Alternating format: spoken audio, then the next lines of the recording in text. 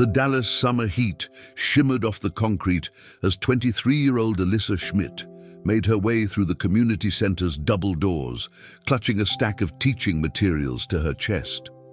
5 years had passed since she'd fled Syria.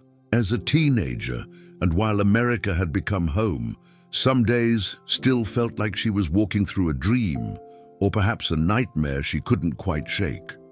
The young woman's fingers unconsciously traced the small, crescent-shaped scar near her collarbone, a permanent reminder of the night her family had fled their home in Aleppo. The sound of children's laughter from the classroom down the hall brought her back to the present. This was her reality now, teaching English to other refugees, helping them adapt to their new lives, just as others had once helped her. What Alyssa didn't know, as she organized her worksheets and checked the clock on the wall, was that this ordinary Tuesday was about to become anything but ordinary. She didn't know that the tall German basketball player she'd met briefly in 2017, during her darkest days as a new refugee, was about to walk back into her life. She couldn't have known that Dirk Nowitzki, the man who had once shown her extraordinary kindness when she needed it most, had been searching for her. 5 years earlier, Alyssa had been just another frightened 18-year-old refugee, sleeping on a cot in a Dallas resettlement center, unable to speak more than a few words of English. The nightmares of war still haunted her then. The sound of bombs, the sight of her neighborhood reduced to rubble, the desperate journey across borders that had separated her from everything and everyone she'd ever known. It was during those first terrifying weeks in America that she'd encountered Dirk Nowitzki. The Dallas Maverick star had been visiting the resettlement center as part of his foundation's outreach program. But what happened that day went far beyond a simple celebrity appearance. Something about Alyssa's story, about her determination to learn English by reading children's basketball books, had touched him deeply. Perhaps it was because Nowitzki himself knew what it meant to be a foreigner in Dallas, albeit under vastly different circumstances. Or maybe it was because Alyssa reminded him of his own daughter, and the thought of her facing such hardships moved him to action. Whatever the reason, Dirk had done more than just offer encouragement. He had changed the course of her life. But that was 5 years ago, and much had changed. Alyssa had worked tirelessly to build a new life, earning her teaching certification through a refugee education program, mastering English through sheer determination, and now dedicating herself to helping others navigate the same challenging path she had walked. The memory of Dirk's kindness had become something like a dream, real but distant, a moment of grace that had given her hope when she needed it most. As she wrote the day's lesson on the whiteboard, building new beginnings, she heard unusual activity in the hallway. The community center was typically quiet at this hour, with most programs not starting until the afternoon. But now there were whispers, footsteps, the sound of multiple people trying to move quietly and failing. Alyssa turned just as a shadow fell across her classroom doorway, and there he was, Dirk Nowitzki, all 7 feet of him ducking slightly to enter the room. He looked older than she remembered, his retirement from basketball evident in the relaxed set of his shoulders, but his kind eyes were exactly the same. For a moment, neither of them spoke. Alyssa's hand, still holding the whiteboard marker, trembled slightly. The last time she'd seen him, she had been a scared teenager who could barely meet his eyes. Now she stood in her own classroom, a teacher, a survivor, a success story he had helped write without knowing it. "Hello, Alyssa," Dirk said softly, his German accent warming the words. "It's been a long time." The marker slipped from Alyssa's fingers, clattering to the floor. The sound seemed to break some sort of spell, and suddenly the room was filled with camera crews she hadn't noticed before, their equipment partially hidden behind the desks. This wasn't a chance encounter. This was something else entirely. You remembered me?" Alyssa managed to say, her voice barely above a whisper. Dirk's smile widened as he stepped further into the room. Of course I remembered. How could I forget the girl who was teaching herself English by reading about basketball? I've been trying to find you for months. Alyssa's mind flashed back to that day in 2017. She had been sitting alone in the resettlement center's common room, sounding out words from a children's book about basketball when Dirk had approached her. Unlike the other refugees who had flocked around the famous athlete, she hadn't known who he was. She'd simply asked him, in her broken English, if he could help her pronounce championship. That simple interaction had led to a conversation that changed everything. Dirk had sat with her for over an hour, helping her with words, listening to her story through a translator, showing a genuine interest in her dreams of becoming a teacher. But it was what he did afterward that had truly altered the course of her life. I got your letter, Alyssa said, finding her voice. The one that came with the scholarship. I never knew how to thank you.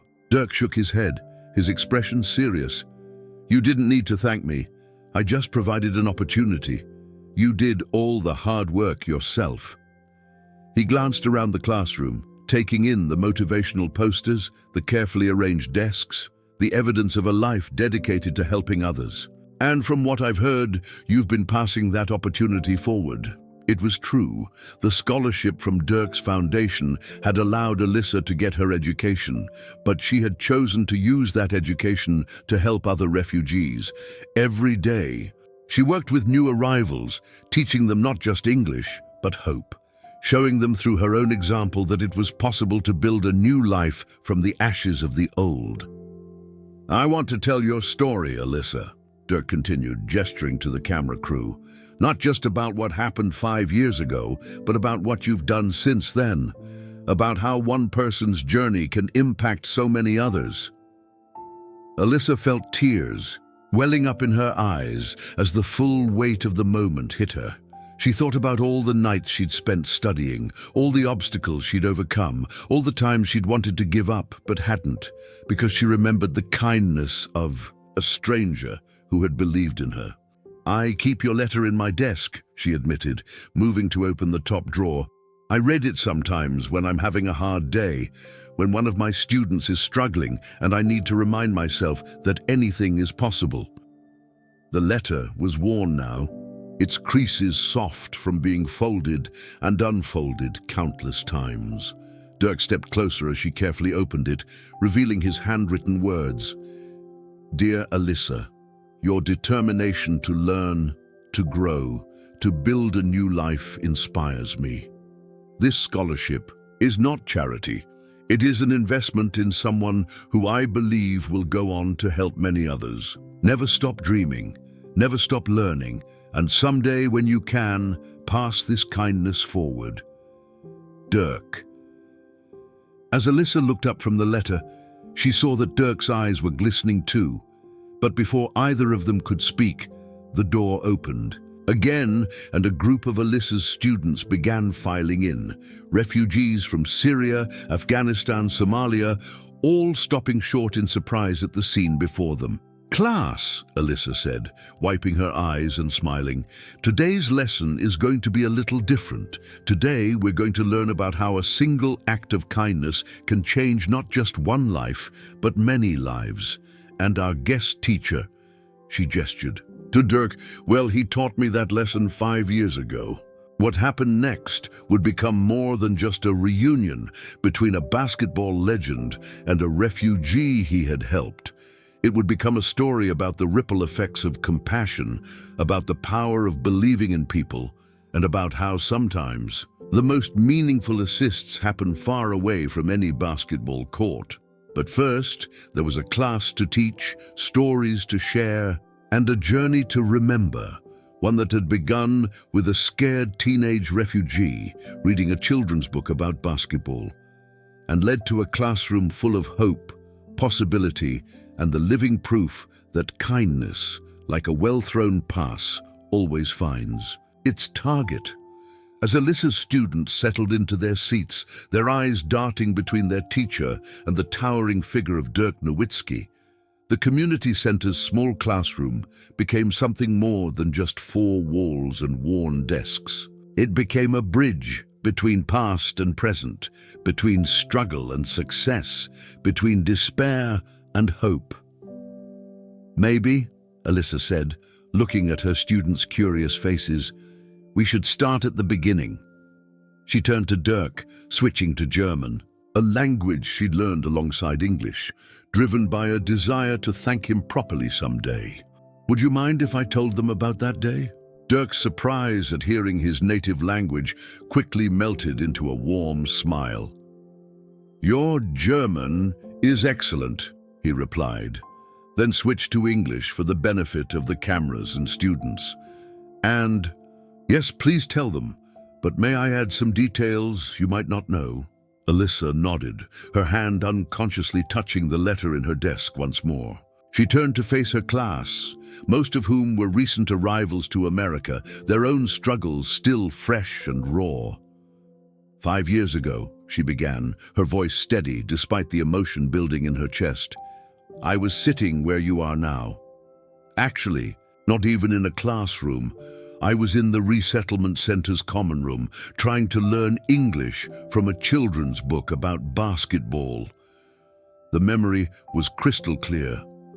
The scratchy fabric of the center's chairs, the flickering fluorescent lights, the constant background noise of dozens of displaced people trying to build new lives. She had chosen the basketball book from a donation bin, attracted by its simple words and colorful pictures, never knowing how that choice would change her life.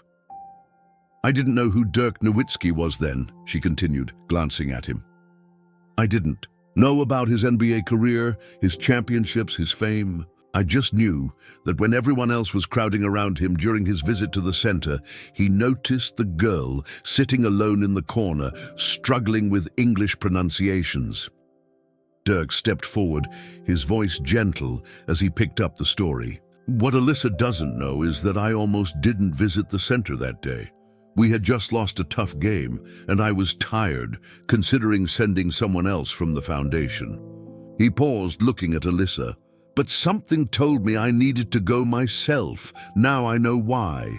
He moved to the whiteboard, picking up the fallen marker. In large letters, he wrote the word championship, the very word Alyssa had been struggling with that day. "When I approached her," Dirk continued, "she didn't ask for an autograph or a photo. She simply looked up and asked, 'Please, how do you say this word?' It wasn't just her question that struck me, it was her determination. There she was, surrounded by chaos and uncertainty, focusing on learning, on building a future." Alyssa's students, many of whom were still learning English themselves, nodded in understanding. They knew firsthand the frustration of struggling with a new language, the determination it took to keep going. "But what happened next," Alyssa said, her voice catching slightly, "is something I didn't fully understand until much later." She opened her desk drawer again, this time pulling out not just Dirk's letter but a worn children's book, the same basketball book she had been reading that day. "Mr. Nowitzki didn't just help me pronounce championship. He sat with me for over an hour, helping me with words, listening to my story through a translator. And when he learned that I dreamed of becoming a teacher, that I had been studying English on my own for months, using whatever books I could find." She paused, emotion making it difficult to continue. Dirk picked up the thread. "What Alyssa didn't know was that while we were talking, I was thinking about my own journey to America. Yes, I came here as a basketball player, with opportunities and support, but I still remember the struggle of learning a new language, adapting to a new culture. The difference was, I had help. I had resources." He turned to the class, his expression serious. That day, watching Alyssa teach herself English with a children's book about basketball, I realized something important. Talent, determination, and dreams don't discriminate based on where you're born or what circumstances you face. But opportunities often do. The camera crew moved quietly around the room, capturing the moment as Dirk continued. "After leaving, The center that day, I couldn't stop thinking about Alyssa, about all the potential sitting in that common room, not just in her, but in everyone there. That night I called my foundation's director and said we needed to do more. Alyssa looked up sharply. This was part of the story she had never known. "The scholarship program that helped you, Alyssa," Dirk said, turning to her. "You were the inspiration for it. Your determination that day led to the creation of the New Beginnings Education Initiative. Over the past 5 years, we've provided educational opportunities to more than 200 refugees." The revelation hit Alyssa like a physical force. All this time, she had thought of herself as just one recipient of Dirk's generosity. She had never known that her simple act of studying English with a children's basketball book had sparked something much larger. "But why didn't you tell me?" she asked, her voice barely above a whisper. Dirk's response was gentle but firm.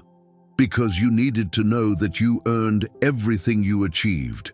The scholarship opened a door, but you walked through it on your own strength. And look what you've done with that opportunity." He gestured to the classroom, to the students watching this exchange with rapt attention. "You didn't just build a better life for yourself, you've dedicated yourself to helping others do the same. That's why I've been looking for you. Your story needs to be told, not because of what I did, but because of what you did with it." One of Alyssa's students, a young woman from Afghanistan, raised her hand. "Teacher," she said in careful English, "is this why you understand us so well? Why you never let us give up?" Alyssa nodded, tears flowing freely now. "Yes, Fatima, because someone once believed in me when I needed it most. And now it's my turn to believe in you." Dirk moved to the center of the room, his presence commanding but gentle. "You know, in basketball, we talk a lot about assists, when one player helps another score. But the best assists, the ones that really matter, happen off the court. They happen in classrooms like this, in moments of kindness, in believing in people who need someone to believe in them." He reached into his jacket and pulled out an envelope, not unlike the one he had sent Alyssa 5 years ago. "That's why I'm here today, because the story isn't over. Alyssa, your work with refugee education has caught the attention of many people. My foundation would like to offer you the opportunity to expand your program. We want to help you reach more students, create more classrooms like this one, share your teaching methods with others." Alyssa's hands trembled as she took the envelope. I don't know what to say." "Say what you said 5 years ago," Dirk suggested with a smile.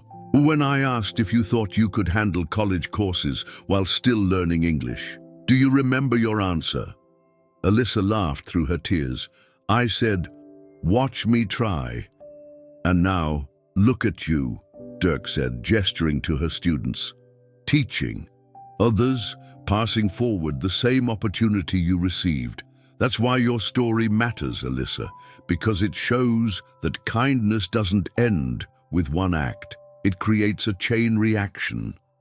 One of the camera crew members stepped forward, whispering something to Dirk. He nodded and turned back to the class. "Actually, there's one more surprise. Remember how I mentioned that the New Beginnings program has helped over 200 refugees? Well, some of them are here today." The classroom door opened, and people began filing in. Former refugees who had received scholarships through Dirk's foundation. Each of them carried a single rose, and one by one they handed them to Alyssa, sharing quick words of gratitude and encouragement. "These are just a few of the lives you helped change," Dirk explained, as Alyssa stood surrounded by flowers and fellow dreamers. Without knowing it, your determination that day inspired a program that has helped hundreds of refugees pursue their education. And now, with this new opportunity, you'll be able to help even more. The moment was interrupted by the sound of a bell, the regular signal for the start of Alyssa's English class. She looked uncertainly between her students and the camera. "A crew," but Dirk just smiled. "I think," he said, pulling up a chair that was comically small for his frame, "we should all stay for today's lesson. After all, There's no better way to honor this moment than by doing exactly what you do every day. Teaching, inspiring, passing it forward. As Alyssa moved to the front of the room, now accompanied by the gentle scent of roses and the warmth of unexpected recognition, she realized something profound. 5 years ago, she had been a scared refugee learning English from a children's book about basketball. Today, she was a teacher, a mentor, and living proof that sometimes the most powerful acts of kindness are the ones we don't even know we're inspiring. The camera crew settled in to capture her lesson, but Alyssa barely. Notice them now. She was focused on her students' faces, seeing in them the same determination she had once felt, the same dreams she had once harbored. And as she began the day's lesson, she knew that this was more than just a reunion or a recognition. It was a reminder that hope, like a basketball, is meant to be passed forward. With Dirk Nowitzki sitting among her students and cameras quietly rolling, Alyssa took a deep breath and looked at the words she'd written on the whiteboard earlier. Building. New beginnings. Never had her planned lesson seemed more appropriate than at this moment. Today, she began, her voice growing stronger with each word, we're going to do something different. Instead of our usual vocabulary lesson, we're going to talk about journeys. Not just the physical journeys that brought us all here to Dallas, but the journeys we're still on. She turned to Dirk, who sat attentively, despite his knees nearly touching his chest, in the small student desk. Mr. Nowitzki, would you mind sharing your journey? Not the basketball story everyone knows, but your first days in America, when English felt strange on your tongue and everything was new. Dirk straightened in his chair, his expression thoughtful. My first months in Dallas were challenging, he began, his German accent still evident after all these years. I remember ordering food and getting completely different things than what I thought I'd asked for. I remember feeling lost in conversations, catching maybe one word in 5. The students nodded, their faces showing recognition of their own similar struggles. A young man from Syria raised his hand. Did you ever want to give up, to go back home? Many times, Dirk admitted, his honesty drawing the class in closer. Especially during my first season with the Mavericks. I was 20 years old, and everything was so different. The language, the food, the culture, even the way basketball was played here. But I had something many of you didn't have. I had a choice. I could go home any time. That's what makes your journey so much more remarkable than mine. Alyssa moved to the whiteboard and wrote, choice versus courage. She turned back to her class. Mr. Nowitzki chose to stay because of his dream to play in the NBA, but all of you. She paused, making eye contact with each student. You stayed because you had to. Because going back wasn't an option. That's not choice. That's courage. A silence fell over the classroom as the weight of her words sank in. Then, slowly, one of her older students, a grandmother from Afghanistan, began to speak in halting English. In my country, she said, her weathered hands clasped tightly on her desk. I was teacher too. 40 years I teach young children. Here I am student again. Sometimes I feel shame, but my granddaughter... She smiled at the young girl sitting next to her. She tell me, Bibi, you teach me all my life. Now is time for you to learn. Dirk leaned forward, his eyes bright with interest. What do you want to do once you learn English? I want teach again, she replied firmly. Not children this time. I want teach other grandmothers like me, show them it's never too late for new beginning. Alyssa walked to her desk and picked up the worn basketball book that had started her own journey. This book, she said, holding it up, it's not just about basketball. It's about learning the rules of a new game, about practicing until you get better, about being part of a team. When I was learning English, I didn't just learn words, I learned hope. She opened the book to a dog-eared page and began reading. The team faced their biggest challenge yet, but they didn't give up. They practiced harder, they worked together. They believed in each other. Looking up, she smiled. Sound familiar? The class laughed, the tension breaking. One by one, students began sharing their own stories of persistence. A teenage boy talked about working as a dishwasher while studying English at night. A young mother described teaching her children English words as she learned them herself, turning their shared learning into a game. Dirk listened to each story intently, occasionally asking questions or offering encouragement, but it was clear he wasn't just there as a celebrity or benefactor, he was learning too, gaining new perspective on the impact of his foundation's work. You know, he said during a pause in the stories, in basketball, we have something called reading the game, understanding what's happening on the court and anticipating what comes next. But what I'm hearing today is about reading life itself, about finding opportunities in challenges, about turning setbacks into comebacks. Alyssa seized on this metaphor. Let's try something, she said, moving to the whiteboard again. What are the skills you need to succeed in basketball, Mr. Nowitzki? As Dirk listed them, practice, persistence, teamwork, courage, adaptability, Alyssa wrote them down. Then she turned to her class. And what skills have you needed in your journey to America? One by one, the students called out their answers, and Alyssa wrote them alongside Dirk's list. When she stepped back, the parallel was striking. The lists were almost identical.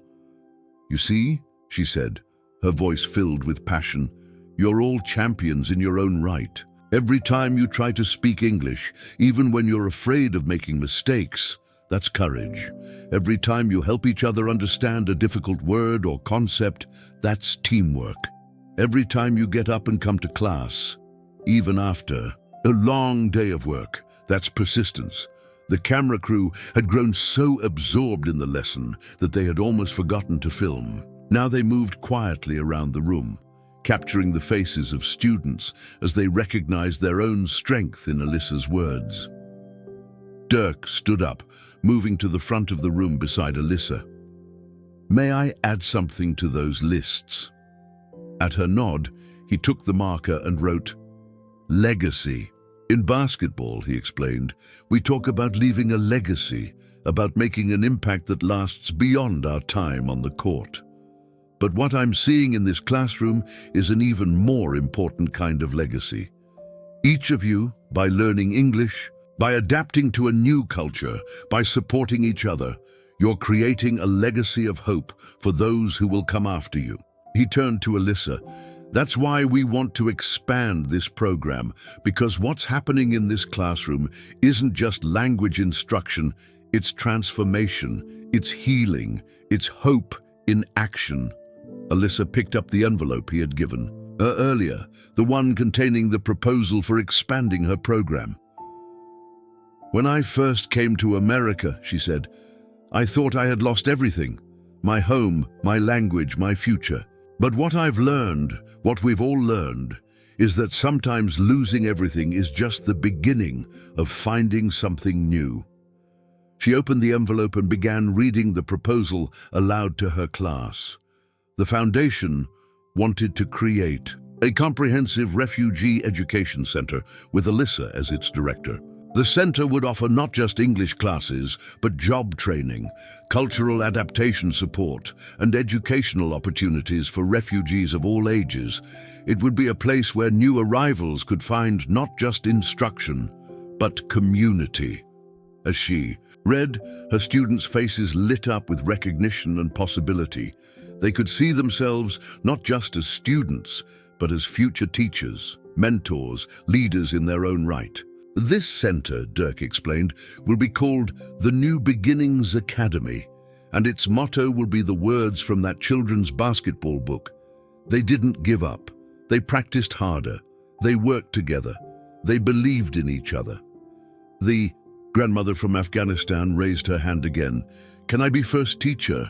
She asked, her eyes twinkling. For grandmother class? The room filled with laughter and affirmation. Soon, other students were sharing their own dreams for the center. teaching cooking classes, offering childcare so parents could study, creating support groups for teenagers struggling with cultural adaptation. As Alyssa watched her students light up with possibility, she remembered something her mother had told her long ago in Syria. Education is the one thing they can never take from you. She had carried those words with her through war, through displacement, through all the challenges of building a new life. Now standing in her classroom with Dirk Nowitzki and her inspiring students, she understood a deeper truth.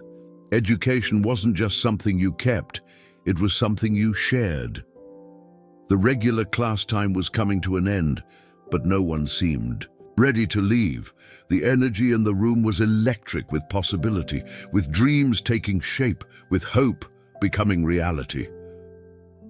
Before we end today's lesson, Alyssa said, I want to teach you all one last word. She wrote it on the board, together. In any language, she continued, this word has power because no journey of transformation happens alone. Whether it's learning a new language, adapting to a new culture, or building a new life, we need each other. We are all part of each other's stories. Dirk nodded, adding, in basketball, we say no player is bigger than the team. Looking around this classroom, I see a team, different backgrounds, different journeys, but one shared goal. To build something better, not just for yourselves, but for each other. As the students gathered their things, many lingered to thank Dirk and share their hopes for the new center. The camera crew captured these moments of connection, these bridges being built between past and future, between despair and hope, between strangers becoming family.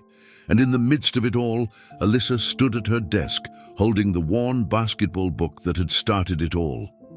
5 years ago, she had been learning words like teamwork and championship. Now she was teaching them, not just their meaning, but their power to transform lives. The journey had come full circle, but it wasn't ending. It was expanding, growing, reaching out to embrace more stories, more dreams, more new beginnings. And at its heart was a simple truth. Sometimes the greatest victories happen far from any basketball court. In quiet classrooms where courage meets opportunity, where determination meets support, where strangers become family, and where hope finds a home. 6 months after that transformative day in Alyssa's classroom, the New Beginnings Academy was preparing for its grand opening. The former warehouse in downtown Dallas had been transformed into a beacon of hope, its walls freshly painted in warm, welcoming colors, its classrooms equipped with modern technology, and its entrance adorned with a simple but powerful motto, every journey matters. Alyssa stood in what would be her new office, running her fingers along the spines of books that lined the shelves. Textbooks, novels, and yes, children's books about basketball. The morning sun streamed through the large windows, casting a golden glow across the room.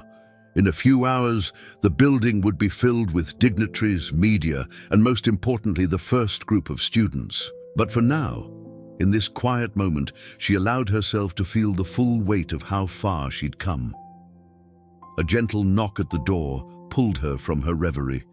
It was Dirk, arriving early as he'd promised, wanting to see the space before the crowds. Arrived! It's perfect, he said, his eyes taking in every detail. Especially this. He gestured to the wall behind her desk where, framed side by side, hung 2 items, the worn children's basketball book that had started everything, and his letter from 5 years ago. I wanted them there as reminders, Alyssa explained, switching to German, as she often did in their private conversations. Not just of where I started, but of how small acts of kindness can change everything. Dirk moved closer to examine the book. Its page is now properly preserved behind glass. Have you read the news this morning? He asked, turning back to her. The United Nations released new refugee statistics. There are more displaced people in the world now than ever before. Alyssa nodded solemnly. I know. That's why this place matters so much. It's not just about teaching English or job skills. It's about showing people that their dreams don't end when they leave their homes behind. They walked together through the building, their footsteps echoing in the empty halls. Each classroom had been designed with input from refugee educators and students, creating spaces that were both functional and welcoming.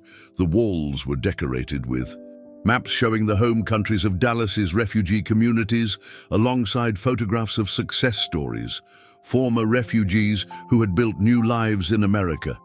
"Look who's here," Dirk said, stopping at one particular photo. It showed Alyssa's class from 6 months ago, taken on the day of their reunion. The students' faces beamed with hope and possibility, and in the center stood Alyssa and Dirk, both with tears in their eyes. "They're all coming today," Alyssa said proudly, "not just as guests, but as part of the academy. Remember the grandmother who wanted to teach other grandmothers? She's starting her first class next week. The young man who was working as a dishwasher? He's now certified as a job training coordinator." They reached the heart of the building, a large community space designed for gatherings, celebrations, and cultural events. At its center stood a sculpture commissioned specifically for the academy, a globe made of interwoven hands representing the connection between different cultures and the support they offer each other. "This reminds me," Dirk said, reaching into his jacket pocket, "I have something for you." He pulled out a small box, carefully wrapped. "Open it before everyone arrives." Inside, Alyssa found a delicate silver necklace. Its pendant was a small basketball, but looking closer she saw that it was actually a globe, with continents etched into its surface. "Turn it over," Dirk encouraged. On the back was engraved a single word in multiple languages: "Together." "Because that's what this place is about," Dirk explained, as Alyssa wiped tears from her eyes. "It's about reminding people that no matter where they come from, no matter what they've lost, they're not alone." The sound of voices from outside signaled that people were beginning to arrive. Before heading to greet them, Alyssa and Dirk stopped at one final room, a small museum-like space dedicated to telling the story of the Academy's founding. Along with photographs and artifacts, a video played on loop, showing their reunion 6 months ago, and the lesson that had sparked the idea for this expanded vision. "You know what still amazes me," Dirk said, watching their past selves on the screen. "If you hadn't picked up that basketball book, if I hadn't visited the resettlement center that day, if any small detail had been different." "But it wasn't," Alyssa finished. "And that's the message we want to share here, that every moment has potential, every encounter matters, every person's story is worth hearing." The doors opened, and people began flowing in. Former refugees who had received scholarships through Dirk's foundation, new arrivals clutching registration forms, community leaders, teachers, and volunteers. Among them was Mrs. Hassan, the grandmother from Alyssa's class, now dressed professionally and carrying a folder of lesson plans for her grandmother's Learning Together program.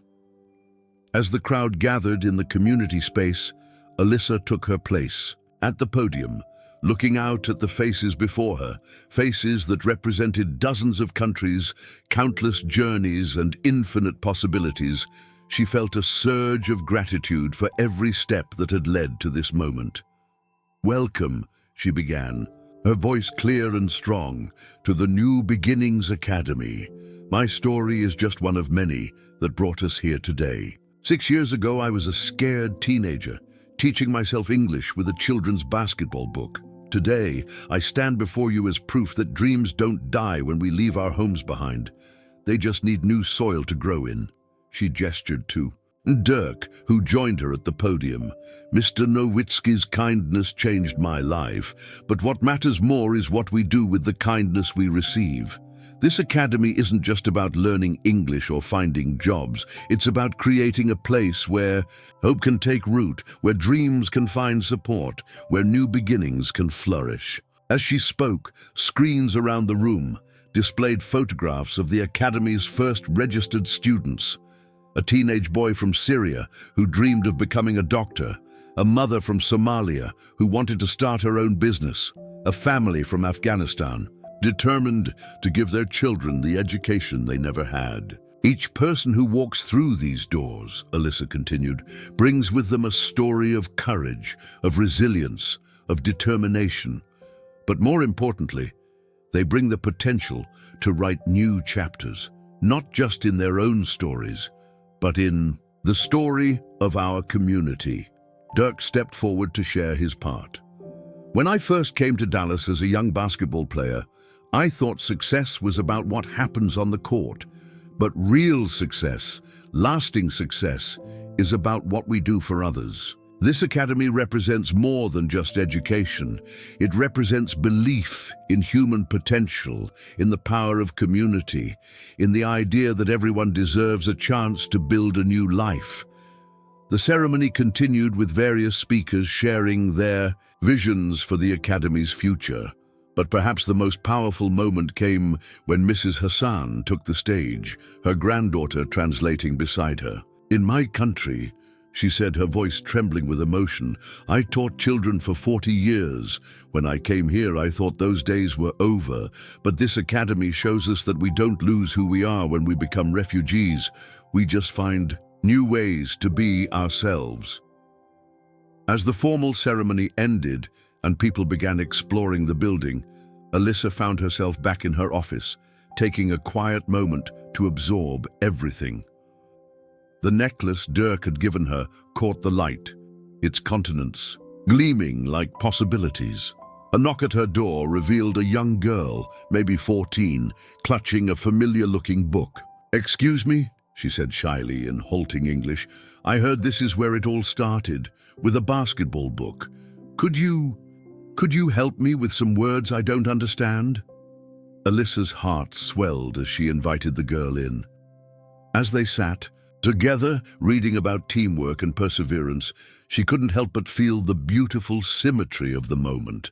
5 years ago, she had been that girl, finding hope in simple words about a game she barely understood. Later that evening, as the last visitors left and the sun set over Dallas, Alyssa and Dirk stood in the community space, looking at the sculpture of interwoven hands. "What do you think your mother would say if she could see this?" Dirk asked gently.